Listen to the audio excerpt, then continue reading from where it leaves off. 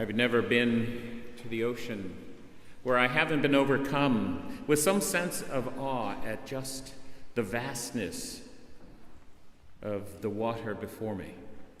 Whether I be on the coast of Massachusetts or Oregon, where I spent several years, and less often here as I don't get to the water much, though I'm closer than I ever have been.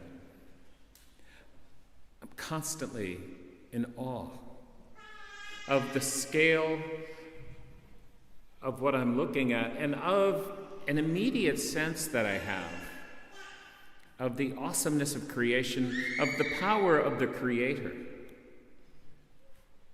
But I'm never, in any sense, afraid. I never have any sense that somehow, though I do feel insignificant against all of that I am in fact insignificant. And that is something that Jesus is driving at today in our gospel. Jesus is being attacked by the Sadducees. Don't guess anything less than that. And remember, the Sadducees were the party of wealth and power. They were the party of tradition. They were the party that didn't want theological innovation. They ran the temple. They believed only in the first 5 books of the Pentateuch. And they held no truck with newfangled ideas like angels and resurrection. And so when they set upon Jesus this time, they set him a trap, a reductio ad absurdum. They set up a nonsensical thing for him to have to weigh in on. Seven brothers marrying the same woman, each of them dying childless. Whose wife is she in the afterlife? They didn't believe in an afterlife. They didn't care. They were trying to trap Jesus. But what they weren't ready for is Jesus, who was going to think outside the narrow confines of the box they had built and simply point out what can seem obvious. The afterlife is nothing like this one. But what is important, he is saying, isn't so much the minutiae of the law or the way that we understand God in some sort of formal, rigid sense. What is important is that each human person understand that they have an opportunity for a relationship, a one-on-one reality with their Creator God. And all of that we get today out of this passage where he actually tweaks the Sadducees. For they only believe in the Pentateuch. So he says, oh, and by the way, you're Moses. Implied what I'm saying. When he mentioned that God is the God of Abraham, the God of Jacob, and the God of Isaac. And those men who died a long time ago must be alive. So in fact, the resurrection has been spoken of since the Pentateuch, however veiled. But Jesus tries to tell them, just as he's speaking to the Pharisees who did believe in angels, who did believe in the resurrection, who did believe in a theological development over the 1,000 years, but didn't believe so much in a personal relationship with God, but in a fulfillment of the law that became so tedious and so bound up. They didn't free people. They locked them down. He reminds the Sadducees who are confronting him that not only are we not like in this world, we are clearly children of the resurrection, for we are children of God.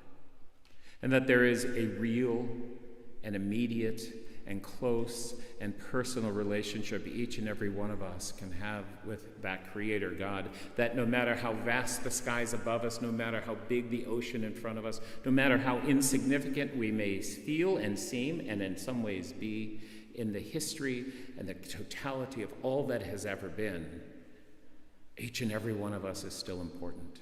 Each and every one of us is called by name. Each and every one of us is the direct and personal concern of God.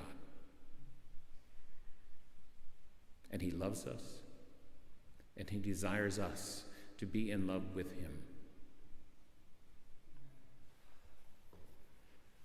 We have to be mindful, however, that there is the capacity in the way that we read these readings and understand them to think that they're all about the end time, and they are about the end time. They're about that which will come at the completion, the culmination of all of human history, of all of created history.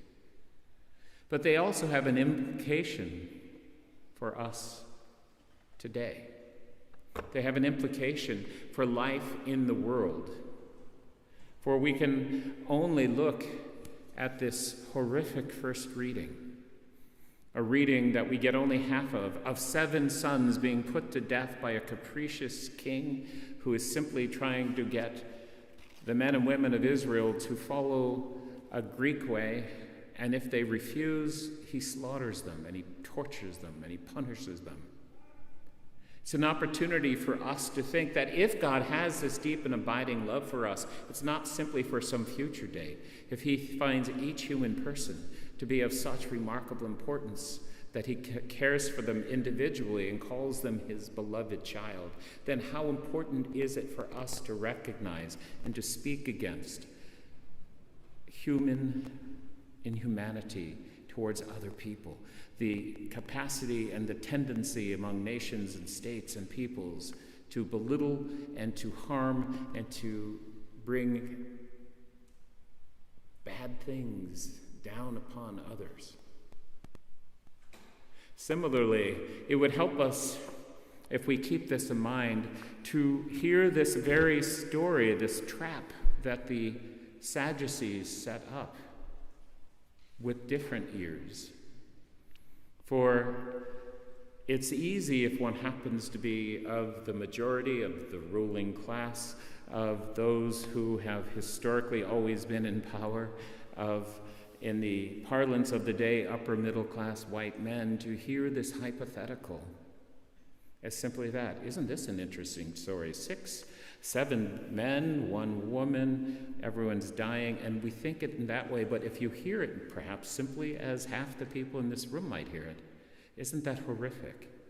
This poor woman is totally bound by the societal norms of her day, of the inability to take care of herself or to protect herself in any meaningful way. And that we also must be mindful that there are social norms and social situations. There is oppression of people all around us that we must also not simply absorb as normative, but when we can, to speak out against, to act in the way we vote and in the way that we take care of others, to let the world know that though we are in a society, we're not of a society, and that we as Christians who find ourselves to be beloved children of God will speak out, will act for, and care about each and every other beloved child of God, simply because they are.